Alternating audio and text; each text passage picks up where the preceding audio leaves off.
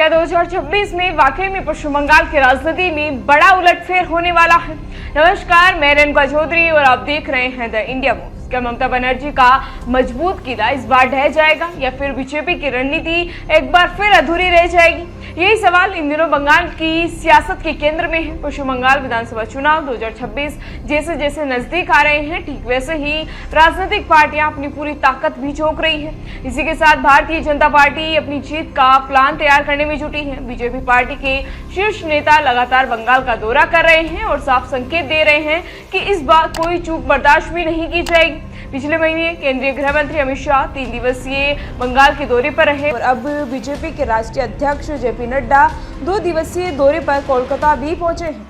इसी के बीच बीजेपी संगठन को मजबूत करने, आपसी गुटबाजी पर लगाम लगाने और जमीनी स्तर पर तालमेल बिठाने की कोशिश भी कर रही है। वही प्रदेश अध्यक्ष शमिक ने 35 सदस्यीय नई कमेटी की घोषणा भी की है, जिसमें पुराने और नए नेताओं को शामिल कर संतुलन बनाने की कोशिश भी हुई है। बीजेपी की रणनीति साफ है कि एक और संगठन को दुरुस्त करना है तो दूसरी तरफ ममता सरकार को हर मोर्चे पर घेरना है।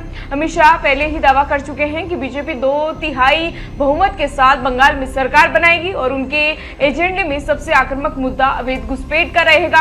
वहीं दूसरी ओर तृणमूल कांग्रेस प्रमुख ममता बनर्जी भी पूरी तरह आक्रामक मोड में है। उन्होंने चुनाव आयोग की SIR प्रक्रिया के खिलाफ सड़क से लेकर अदालत तक मोर्चा भी खोल दिया है। लगातार चिट्ठियां लिख रही हैं और जनता के बीच जाकर इसे लोकतंत्र पर हमला भी बता रही है। अब राजनीतिक जानकारों का मानना है कि बीजेपी की सबसे बड़ी कमजोरी अब भी एक मजबूत चेहरे की कमी है। ममता बनर्जी के कद का कोई नेता बीजेपी के पास नहीं है। वहीं इस वजह से पार्टी सामूहिक नेतृत्व के सहारे चुनाव लड़ने की तैयारी में है। शुभेंदु अधिकारी को आगे जरूर किया जा रहा है, लेकिन वे TMC से आए नेता हैं। उनका प्रभाव पूरे बंगाल में कहीं ना कहीं कुछ इलाकों में सीमित भी माना जा रहा है, जिससे बीजेपी के पुराने नेताओं में नाराजगी भी देखने को मिल रही है। इसी बीच चुनावी माहौल को गर्म करने के लिए केंद्र सरकार विकास का कार्ड भी खेलने जा रही है। जनवरी 2026 में प्रधानमंत्री नरेंद्र मोदी 17 से 18 जनवरी को बंगाल के दौरे पर रहने की संभावना जताई जा रही है। कहा तो ये भी जा रहा है कि वे चुनावी बिगुल फूंकने के साथ साथ देश की पहली वंदे भारत स्लीपर ट्रेन की सौगात देने वाले हैं, जो बंगाल